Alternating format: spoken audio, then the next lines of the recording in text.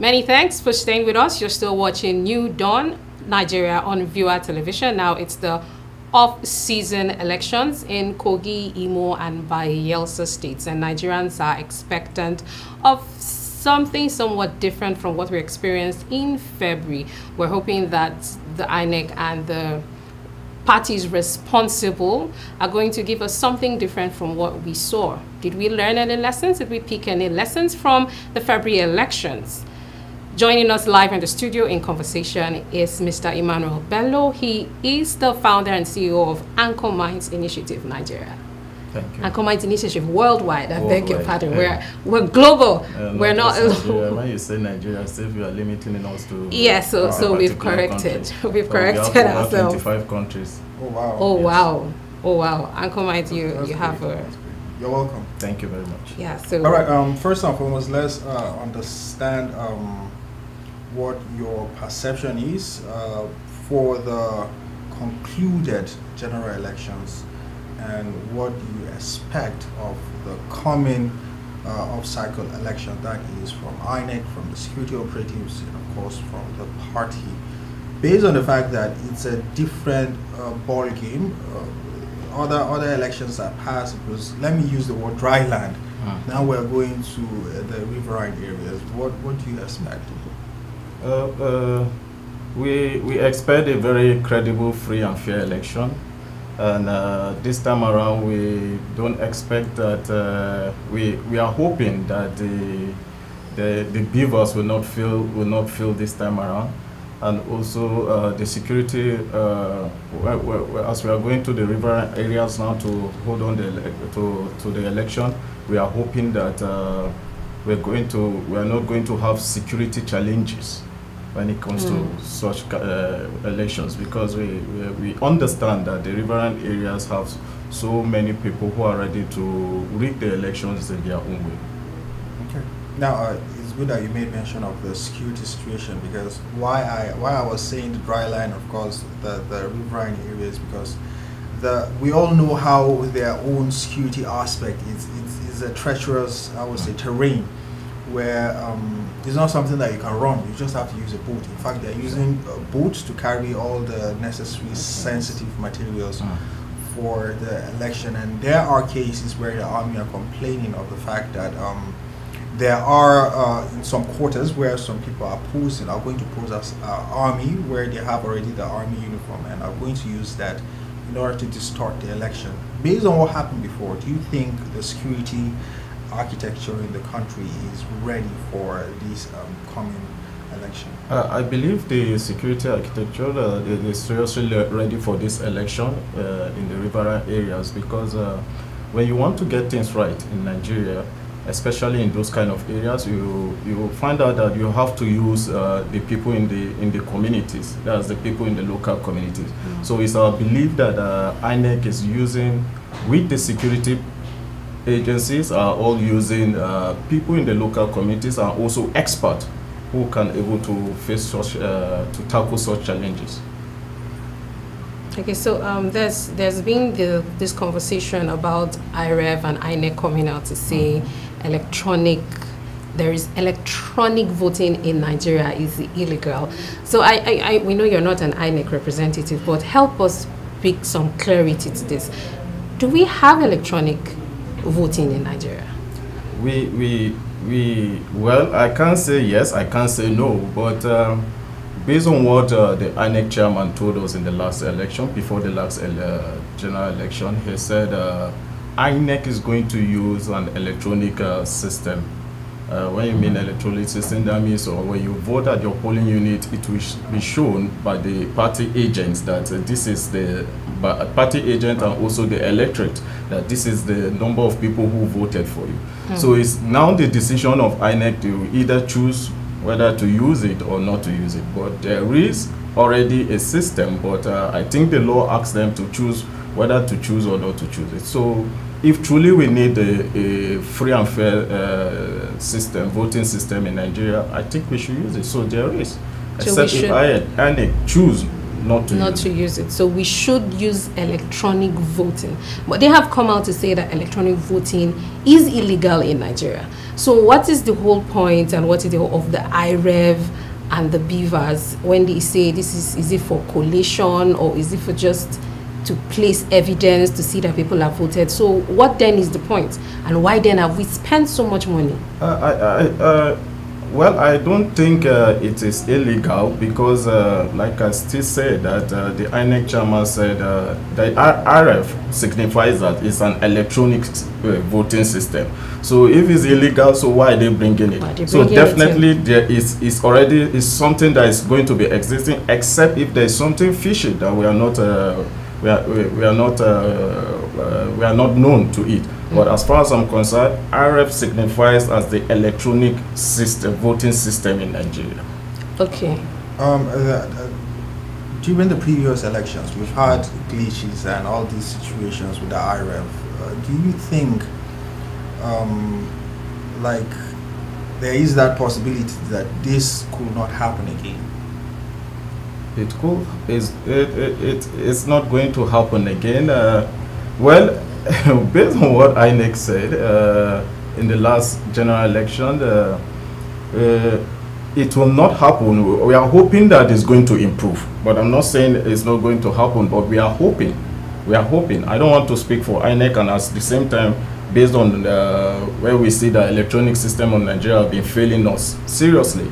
So I don't want to speak on that, but we are hoping that in this election that is going to improve, because the RF signifies, like I said, as an electronic system in Nigeria. So we are hoping that they must have learned their previous mistakes in the last general election to improve on this particular elections that are coming. So talking about they have learned their lessons during this period or their press briefings and all, have they said anything that has given Nigerians the confidence to see that they have learned from the past lessons?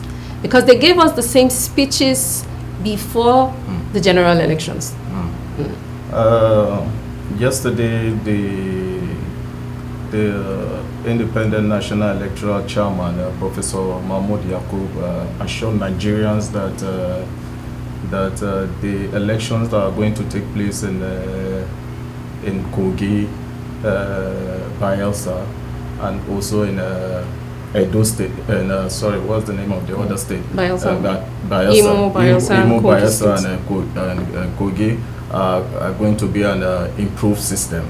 So let's use his words, let's mark his words, and we are hoping. Like I said, I don't want to speak for INEC, and at the same time, I don't want to speak for the electorate in that communities and states. Okay, so let's talk about voter turnout now. We're yet to decipher how many people turned out, but the statistics has shown that just 10% of eligible voters are going to be voting in these 3 states. How does that number, what does it tell about the people who are deciding our leadership in the country, and what can we do to improve voter turnout? Well, there is always awareness when it comes to getting your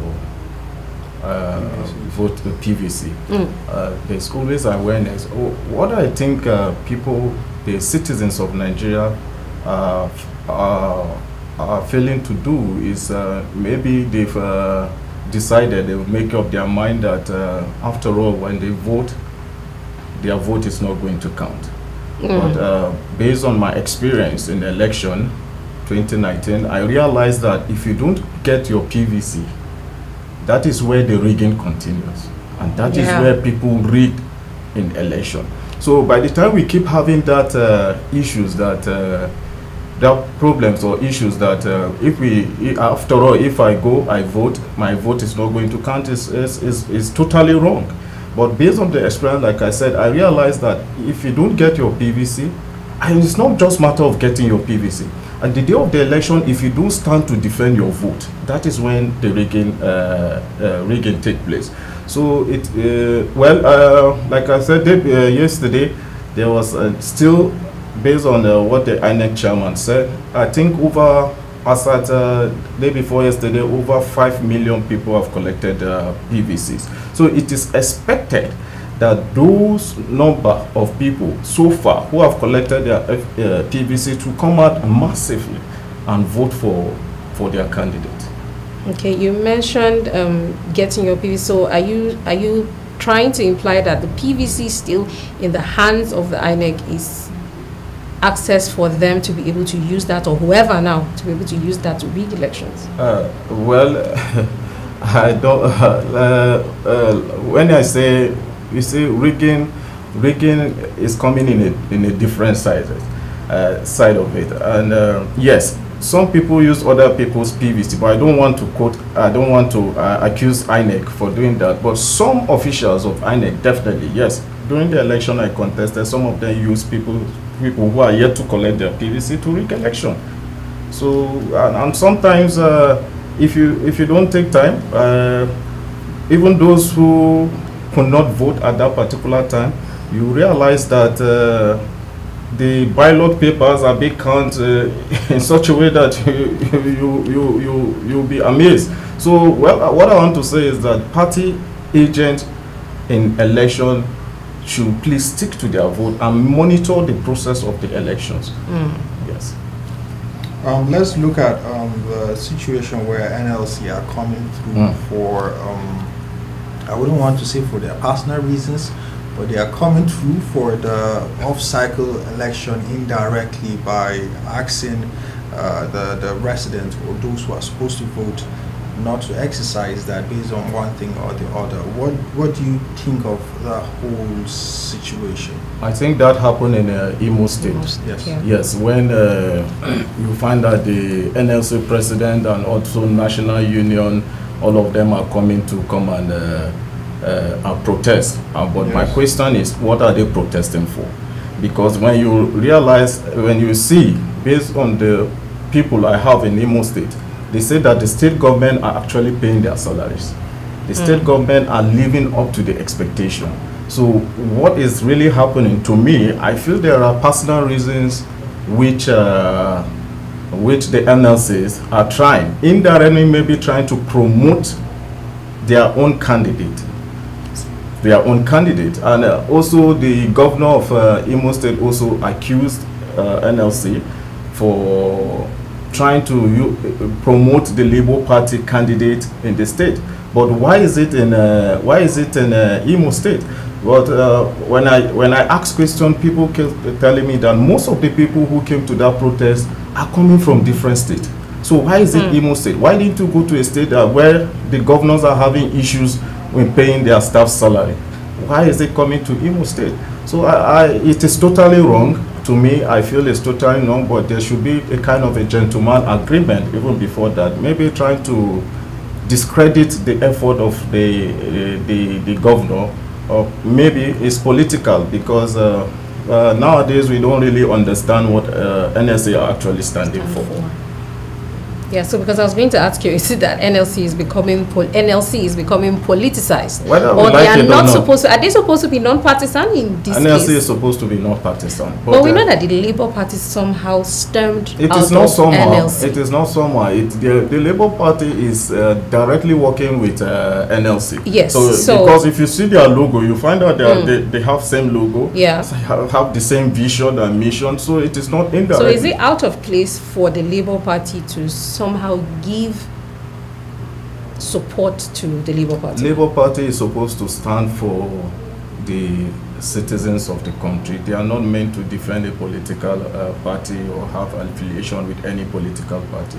So they are not supposed to do that. Sorry, you mean Labour Congress? The Labour Congress, the NLC. The Labour Congress. NLC. Yes. So at the point where Labour Party became a full-blown party right now, the NLC should have withdrawn from, was that the right thing to do? Then NLC, you say, when you go to some state, you find out that the chapters of the NLC are not actually supporting maybe they are a political party. And when I'm saying, yes, they are supposed to separate themselves, because it is not done in anywhere. If truly we need leaders, there are different ways we can do that. So I believe that the NLC shouldn't have aligned themselves with with the Labour Party to do that, because there are people of different interests and different political parties affiliation. So if they have maybe if they have a personal scores they are supposed to settle with the national or maybe the presidency and the other things, they shouldn't use a political party to do that.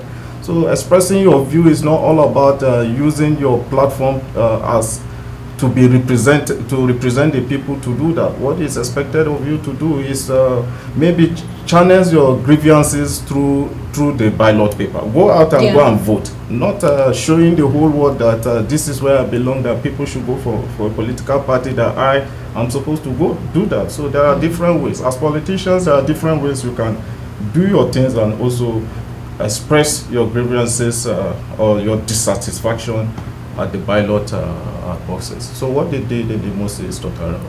Okay, so we're running out of time, so let's begin to round up now with few more questions. The European Union observation the last time after the general election sent their report, and Nigerians, especially the INEC, flared up about it, but they gave recommendations.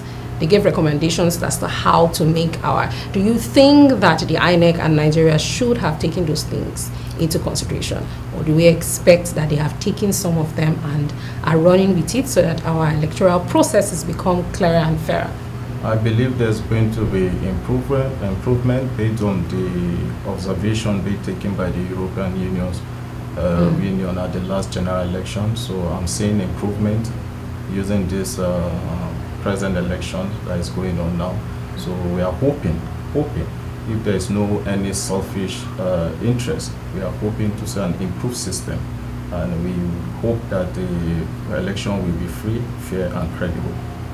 Okay, and lastly, help us talk to Nigerians. The elections are coming, especially in the area of spreading information and spreading unverified things around the elections, please. How can Nigerians verify the things that they send out so that these elections will just safe? There's a lot of concern in Bayelsa State too as well. Everybody's praying that what happened in the last election does not happen again. Please give advice to Nigerians. My advice to Nigerians, especially in the areas where elections are taking place, is to stand to their vote. It's not just voting and go and sit down and expect a miracle to happen from somewhere. Those who are desperate are those people who are desperate for their candidate, and those people who are going to stay and stick to till the time of the election finish. So my advice to Nigerians is to learn how to be patient when it comes to elections or getting your own candidate. And we should not believe in all this social media election results. So that's a very, very bad aspect of we Nigerians. So let's learn to be patient, let's learn to stick to our vote, and let's learn to do the rightful thing. Okay. All right. Thank you very much for your time.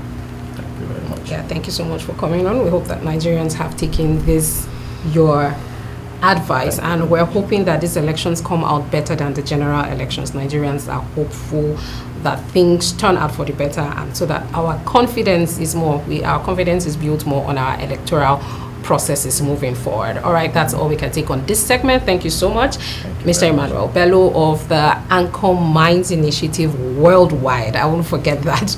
Okay, all right, there's still more coming your way on New Dawn Nigeria. Just stay with us.